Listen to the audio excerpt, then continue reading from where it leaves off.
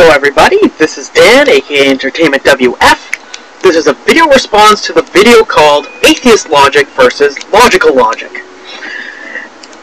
The best way to start with this video is by, first of all, asserting with great confidence that this is a very good example of how illogical conclusions work. Let me first begin. What's the difference between atheist logic and logical logic?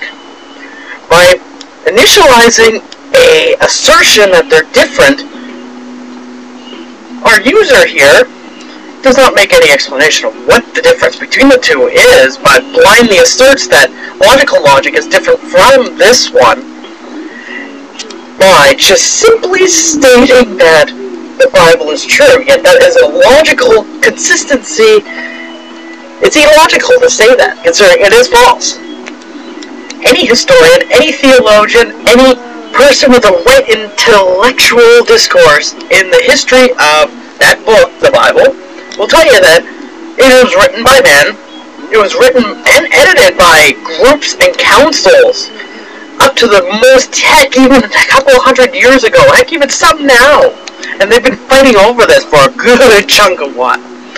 But let me get to the actual point of why I'm making this video. Because I hate it when somebody starts by saying that something is logical when it's clearly illogical by inventing their own system of reasoning, when they clearly don't even understand it.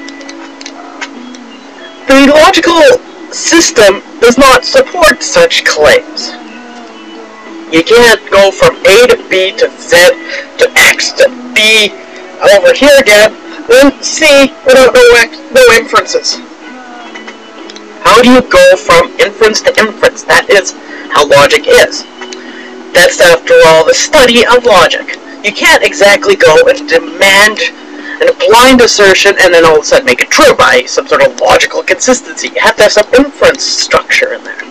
Whether if you're working with logic or any basis of reasoning, you gotta work from one inference to the other. And logic is the study of inferences. But the thing is, people tend to make the misconception that logic is something that you can magically invent, and then all of a sudden your logic in your brain all of a sudden is a logic that you can actually compete with other logics. When that isn't the case, that's a misconception. Logic is a standard, static, axiomatic system. Heck, it even has computational extensions that go in all of the directions.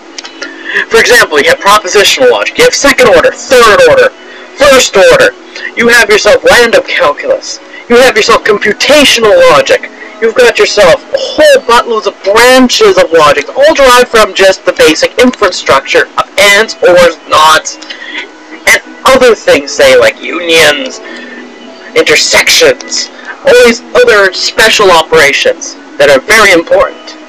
You can't exactly fit your opinion-based structure into a logic one without them being inconsistent unless you're properly thinking in the logical way. And that's the reason why science is so important, because we work in this logical structure.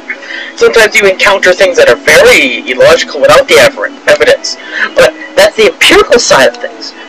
But they have to be logically consistent, because the basis of the foundations of all reasoning, whether if you're talking about daily life, you're talking about science, you're talking about history, theology,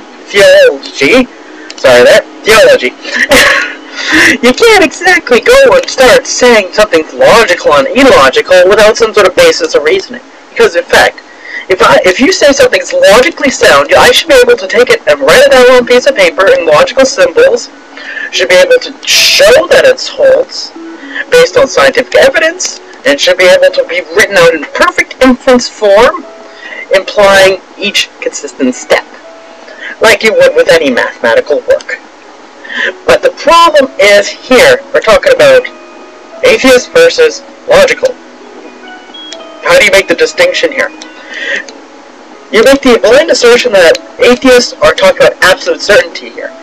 If you do your dictionary definition of what an atheist is, you'll be learning about that there's a lack of belief. If you know your semantics, you know that A, then a term based on the composition of the two words, of the two terms, stem, prefix, you'll learn to notice that it's a negation of the statement. What's theism? The belief in gods. What is it? for an atheist? A lack of belief. No belief. But most people actually fit in this category. And that's why a lot of people will say atheist is not really a good word to use to describe it. And here's the problem here. You blindly assert that all atheists do not believe in God by absolute certainty. That's not true. We're talking about knowledge here when we're talking about Gnosticism and agnosticism versus atheism and theism, which is a belief system. You're talking about beliefs versus knowledge here. When you start saying, I know something, that you're talking about a Gnosticism versus agnosticism, which is the lack of understanding or lack of knowledge of something. But you can fit these all together nicely if you wanted to. But here's the logical problem here. What's illogically sound about saying something about there being a lack of belief because, say, there's no evidence, and it's illogically consistent, so it's illogical to assume that there is a God to begin with, because there's no scientific evidence for it, and there's lack of inferences to hold it properly.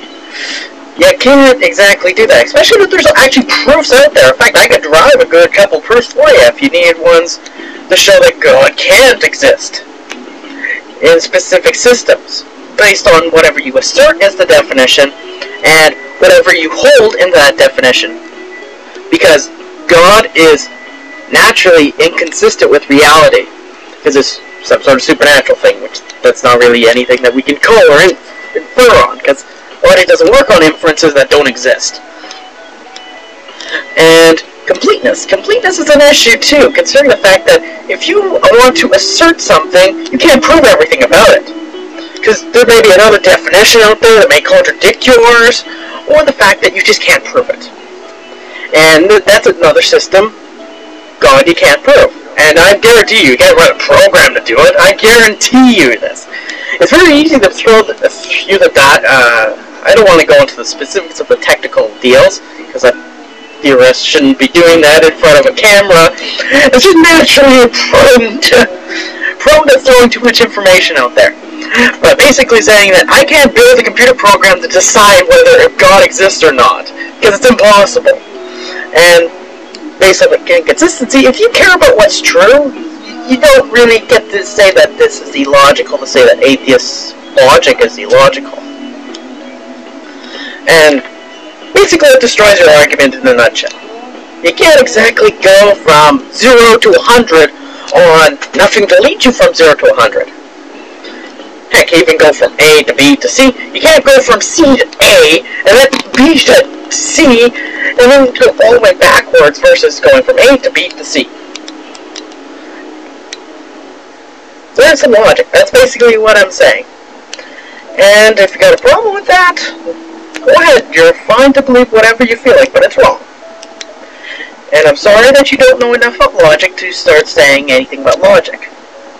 Because logic is a static axiomatic system. You can't all of a sudden invent a new system of logic in your head and call this logic. You can call it your thinking, your intuition, your possibilities, until you start writing down axioms. Then you're working in a logical system. But the thing has to be, it'll hold under these limitations. I can throw any set of limitations at you, and these logics will never be able to bound it over. And the things I just told you are facts, by the way. It's open to you if you want to learn about logic. It's kind of sad to see someone learning about logic, or heck, if they don't even know what logic is, and start saying, inventing these crazy systems about Bibles being true and all these crazy inferences that are clearly wrong. And I'm sorry if it's not clear to you. If you want a good reference on logic, I recommend Discrete Mathematics with Proofs by Gossette, and have a beautiful day.